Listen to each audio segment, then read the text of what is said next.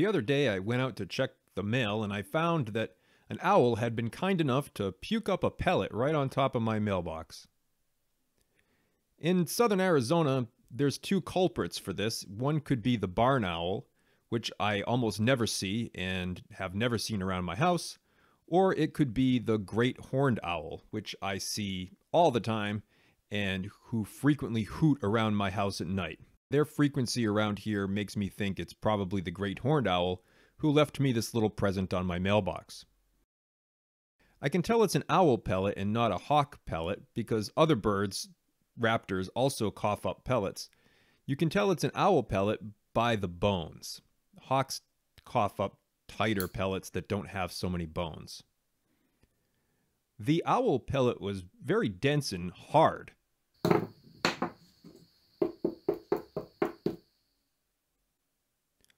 Owls swallow their prey whole. The prey then proceeds to part of the bird's digestive tract called the gizzard. The gizzard separates the digestible parts of the prey, like the muscle and the organs, from the indigestible parts, like the bones, skin, and teeth. When the bird is roosting or taking it easy after its meal, it'll eventually cough up the pellet. One way to locate where owls are, where they're hanging out in your neighborhood, is to look on the ground and look for these telltale signs, the pellets. I was pretty surprised at how dense it was. In fact, it almost felt petrified. There were some bones in there that I really struggled to get out, as you can see with this little leg bone here.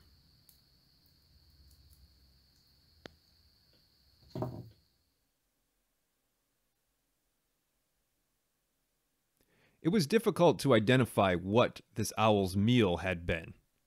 It was some sort of a rodent based on the bones that I found, but as you'll see, the skull was not completely intact, and so it was hard to identify what type of rodent this was. Around here we have all sorts of mice, kangaroo rats, pack rats. It's probably a little small to have been a pack rat, but with all the other very small rodents around here, these remains were pretty indistinguishable. It was also interesting that there were whole seeds in the owl pellet. While I suppose the owl could have somehow ingested these seeds itself, I'm more inclined to think that the seeds were this unfortunate rodent's last meal.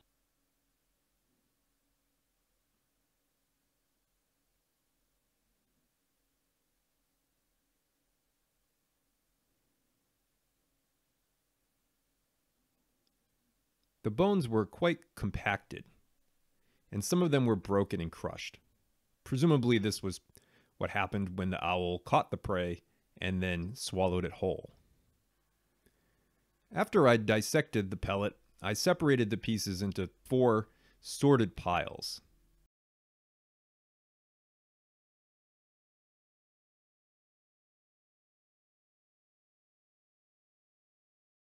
Here are the cleaned off bones.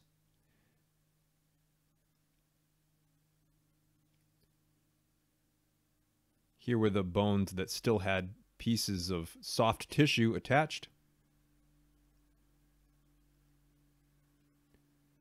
Here were 4 unidentified seeds of some sort. And last but not least, there was a large pile of bone fragments, claws, skin, and fur.